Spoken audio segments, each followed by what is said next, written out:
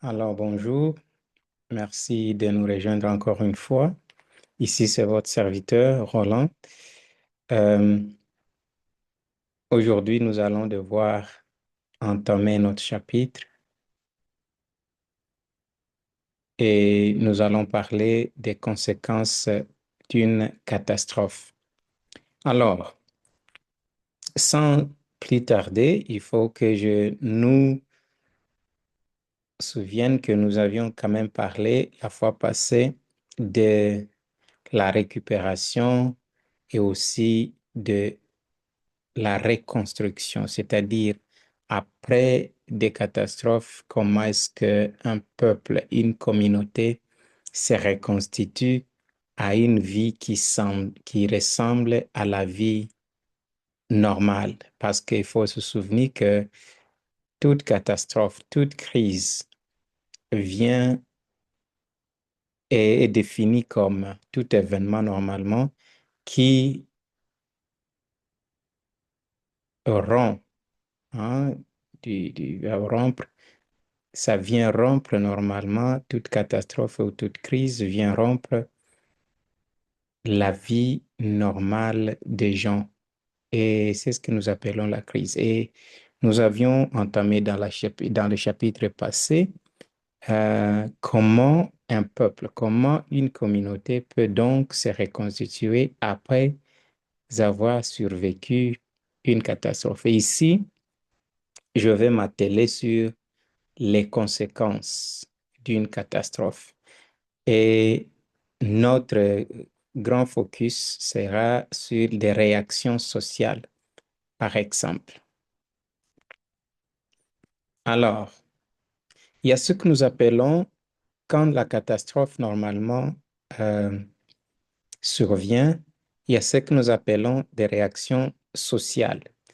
Alors, du point de vue euh, de la nature, normalement, et aussi, nous voyons que la nature des catastrophes peut intensifier les réactions des personnes touchées par l'événement. Nous allons le voir quand nous allons étudier le cas par cas.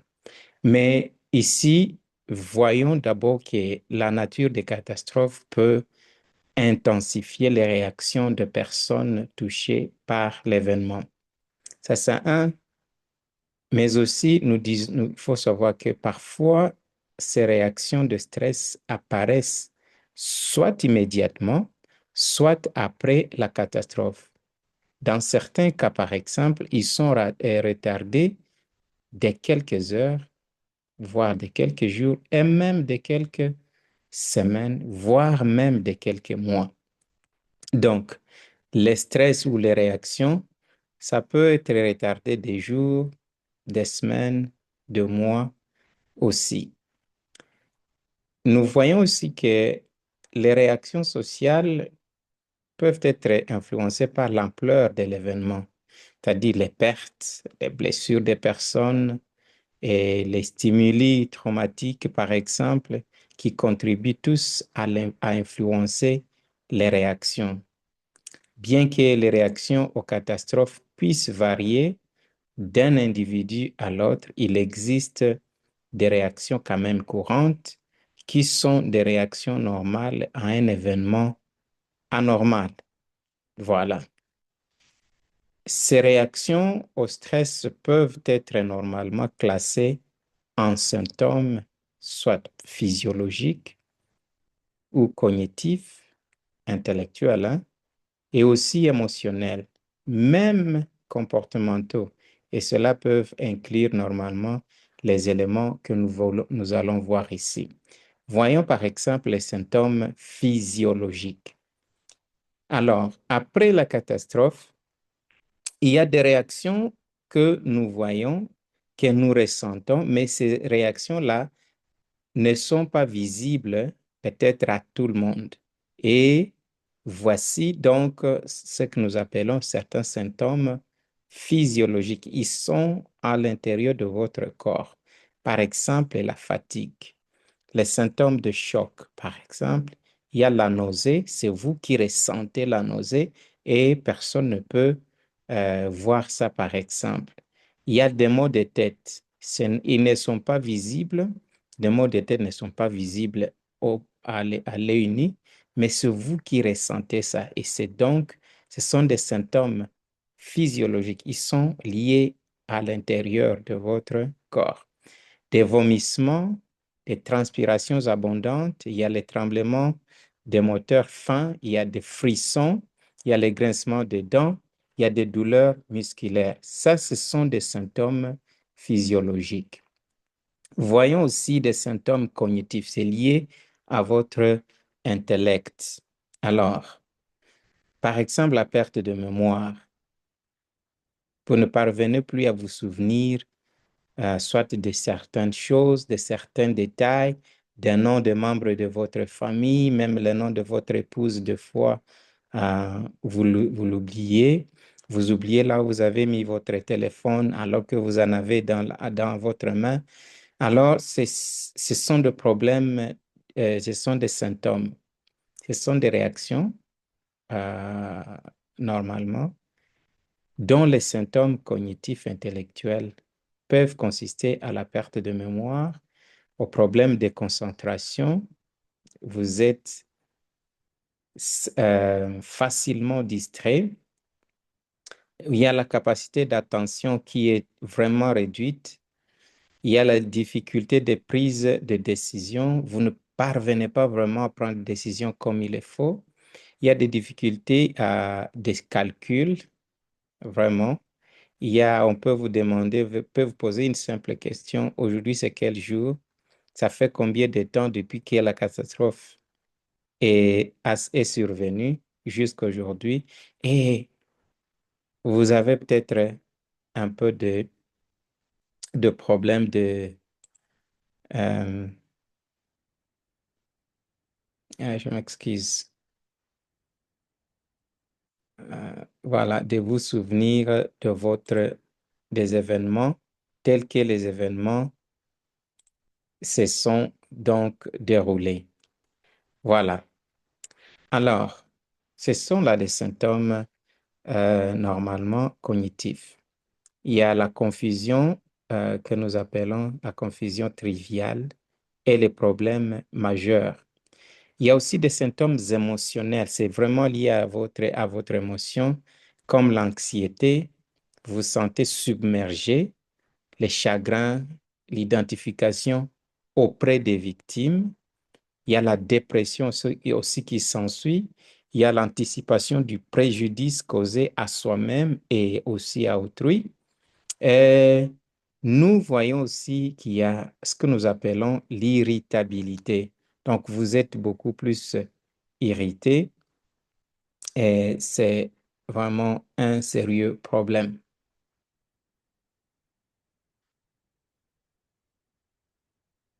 Alors,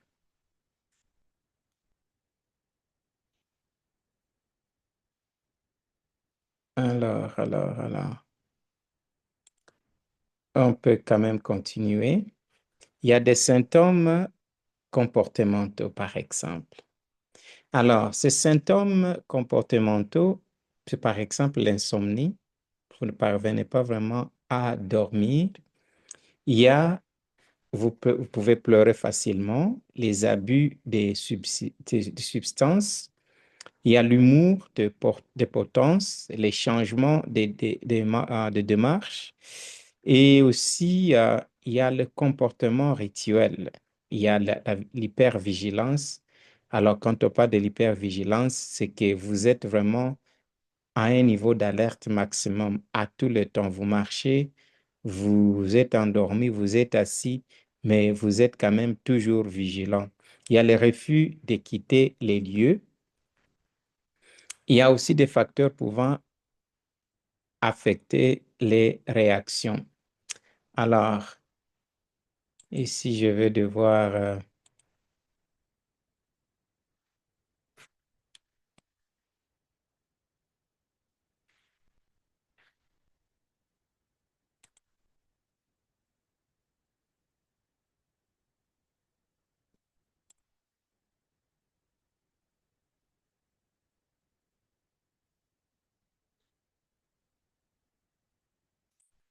Il y a aussi des facteurs normalement liés à ce que nous appelons l'hôte, les facteurs de risque personnels, par exemple la santé, handicap, l'handicap physique, la vue, l'audition, la parole.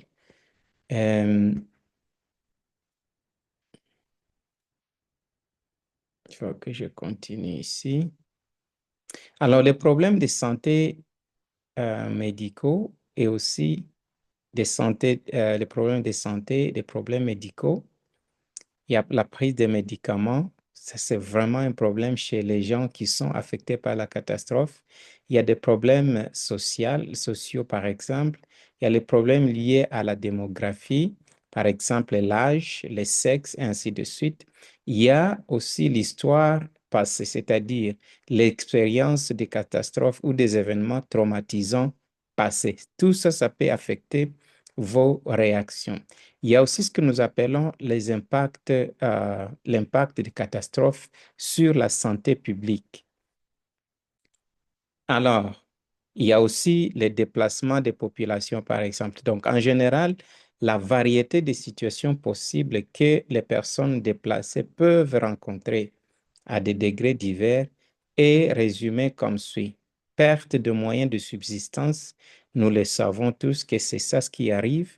Les communautés se préparent de tout service euh, précédemment fournis, ils se séparent de ça. Il y a la perte de sources normales de nourriture, il y a le manque d'abri et de produits de première nécessité, il y a le manque de combustible pour cuisiner, manque d'eau potable par exemple, il y a des maladies transmissibles et surpeuplement. Ouais, ça nous avons vu dans beaucoup de cas. Il y a les maladies, il y a des charges supplémentaires, par exemple, en particulier pour les femmes et les chefs de famille. C'est un problème vraiment. euh, Alors, parlons des maladies transmissibles. Donc, en général, les risques d'épidémie à grande échelle sont faibles immédiatement après des catastrophes. Ça, nous le savons, des catastrophes naturelles aiguës, en particulier dans les pays développés. Ça, ce sont des maladies transmissibles. Il y a les épidémies des maladies infectieuses qui surviennent généralement dans les phases post-impact. Ah oui, il y a les risques d'épidémie qui augmentent cependant en cas de sécheresse. Quand il y a sécheresse, par exemple, il y a manque d'eau, il n'y a pas de nourriture, ainsi de suite. Il y a la famine et d'importants déplacements des populations qui sont donc impliqués. Il y a l'exposition climatique. Nous sommes en train de parler de l'impact, des conséquences des catastrophes. Et là, nous avons parlé des conséquences ou des réactions sociales. Et nous sommes en train de parler ici des conséquences, normalement, des impacts que la catastrophe peut faire à tous les niveaux de la vie de la personne. Le climat, peut être exposé aussi. Il y a aussi les pénuries alimentaires et la malnutrition. Donc, nous en avons déjà parlé. Donc, la famine, la diminution de la production alimentaire par habitant, par exemple.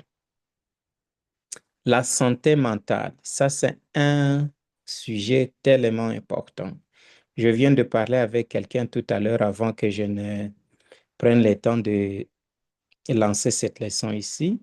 Alors, et l'ami est en train de dire que la guerre a vraiment eu de l'impact sur la santé mentale des gens. Et il parle par exemple de l'oubli, hein, de la honte, de se communiquer entre eux et de pouvoir contacter les connaissances et les frères qui sont loin, séparés d'eux. Et c'est important. Nous pouvons voir ici qu'il y a la catastrophe a un impact sérieux sur la santé mentale des gens. Par exemple, il y a ce que nous appelons les troubles de stress post-traumatique. C'est tellement important d'en parler. Alors, toutes les personnes impliquées dans une catastrophe souffriront dans une certaine mesure. Il faut qu'on les sache comme ça. Ils souffriront du traumatisme émotionnel, par exemple les catastrophes d'origine humaine, qui semblent provoquer une réaction plus intense et aussi que celle d'origine naturelle. Oui. Il y a les facteurs de risque de développement du syndrome de stress post-traumatique après une catastrophe. Et là, nous pouvons voir quand même ce que nous appelons l'exposition intense à la mort et aux blessures. Ça, c'est un facteur tellement important que nous devons être alertés sur ce point-là. Parce que, euh, comme vous le savez, il y a beaucoup d'entre nous qui vraiment partagent des vidéos et des photos des gens qui sont morts ou qui sont en train d'être torturés. Et ça, c'est un problème sérieux. Malheureusement, ce qui est à déplorer, certains gens montrent ça à leurs enfants. Et c'est un problème. Des vidéos de nature violente, ce ne sont pas des vidéos qu'il faut partager publiquement.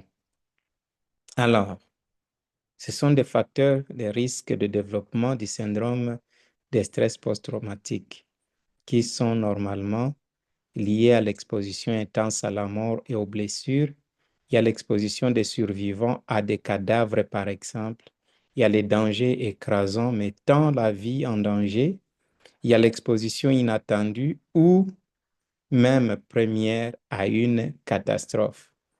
Alors, la phase initiale intense, stress prolongé, il y a la catastrophe d'origine humaine sans avertissement qui arrive et c'est un facteur vraiment qui risque euh, de causer les gens à avoir des troubles mentaux. Il y a les taux d'impact élevés, par exemple la dépendance à l'égard d'agences extérieures. Ah oui. Il y a l'exposition à un stress prolongé. Nous devons faire vraiment attention. Sinon, les hommes de Dieu pouvaient être stressés et vous gardez ça dans votre cœur, dans vous-même. C'est un problème sérieux. Il faut en être informé. L'évolution temporelle du trouble de stress post-traumatique. Il y a le développement du trouble, c'est comme cela que ça évolue.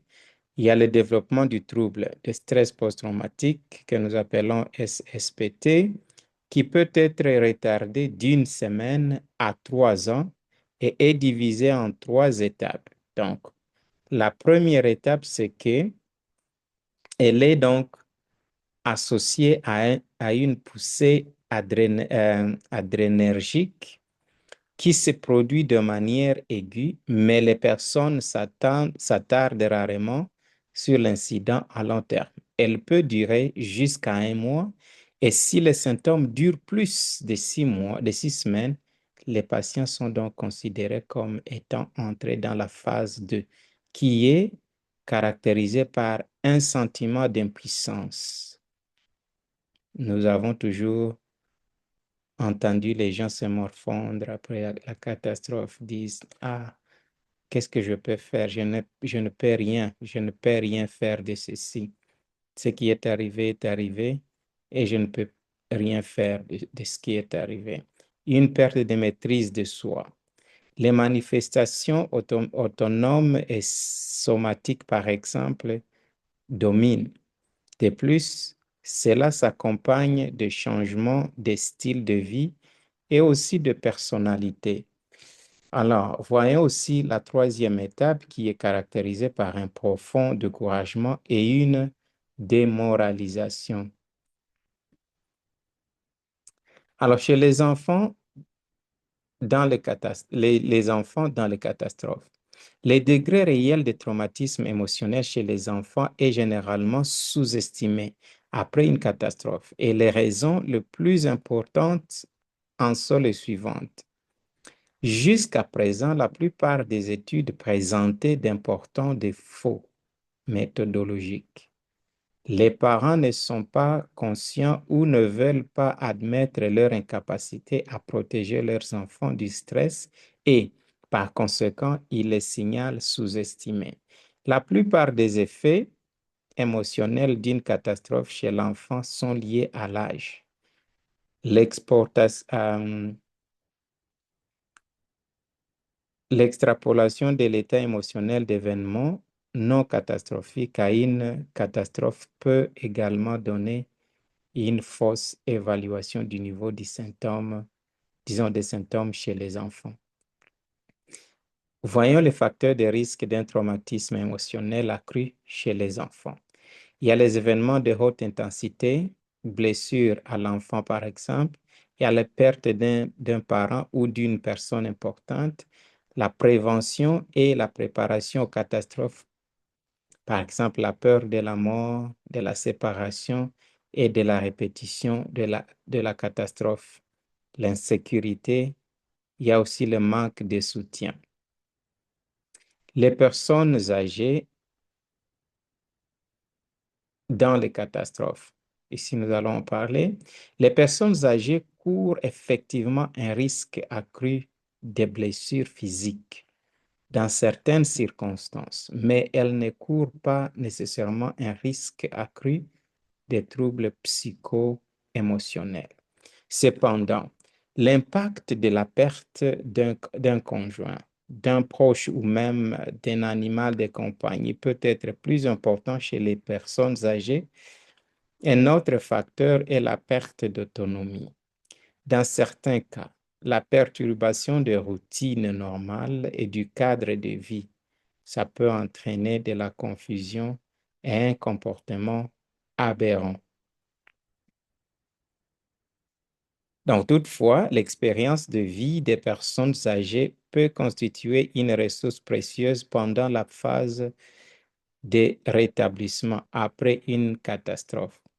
Ils ont souvent des attentes plus réalistes quant à leurs besoins en matière de rétablissement.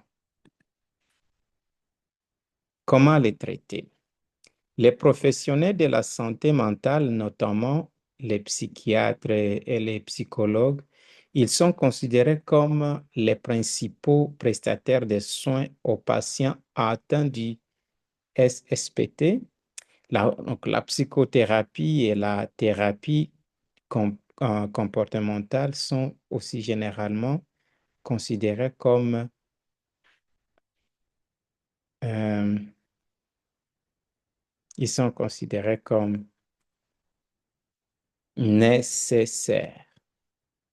Et alors, et alors, regardons un peu ce qui va se passer ici. Qu'est-ce qui se passe ici?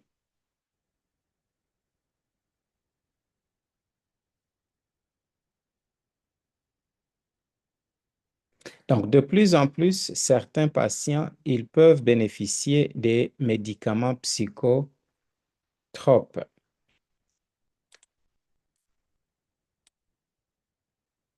On peut donc continuer.